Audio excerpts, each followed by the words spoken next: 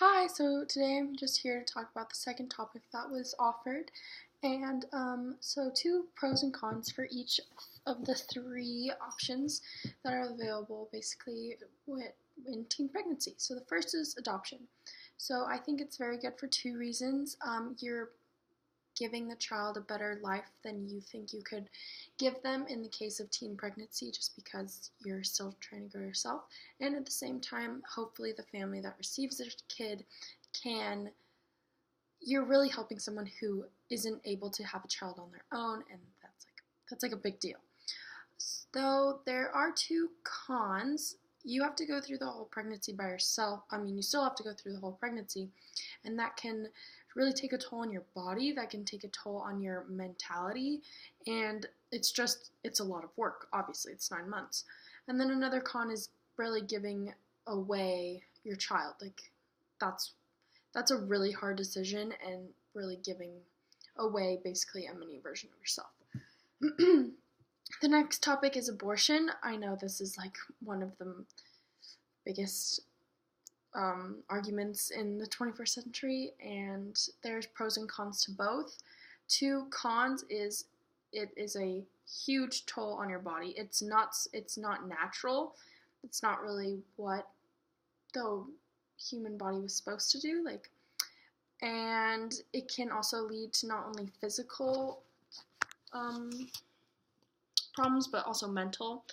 If something goes wrong, the procedure, honestly, going through the procedure, depending on how late in the pregnancy, can have really big side effects on your mental health.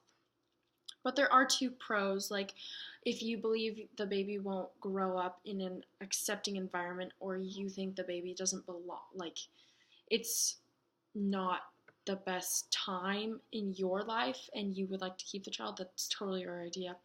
And this is from risk of what are the risks of teen pregnancy, that article. And then another one was like it's I can't talk, sorry. The babies who are born in due to teen pregnancy are usually lower in weight and an increase in health problems, just because the mother is still trying to develop fully herself, and she's not really at her full capacity to be able to provide for a child, meaning internally and once the baby has come out. And then the third option is keeping the child. So there's two pros and two cons. The two cons are from the article, How Does Pregnancy Affect Being a Teenager? I think that's what it's called. Basically, when I think of this, I think of like social support. So only 34% of couples who have a child that is conceived of teen pregnancy stay together till the child is 5. That means that the majority break up. That can cause a lot of problems, not only with the relationship with the child, but also like the whole dynamic. That being said, another thing is the ridicule or discrimination that the woman especially will have to face going through this pregnancy, especially in the educational environment. If she believes she can still go to school, having to walk around and hold herself very high it's very hard, and she has to be very strong. So if that's something she thinks she can do, then I support that.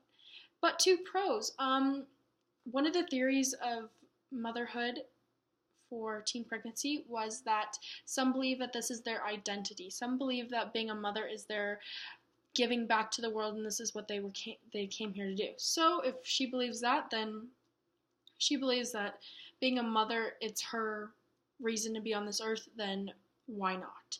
Another pro is kind of going along that same lines.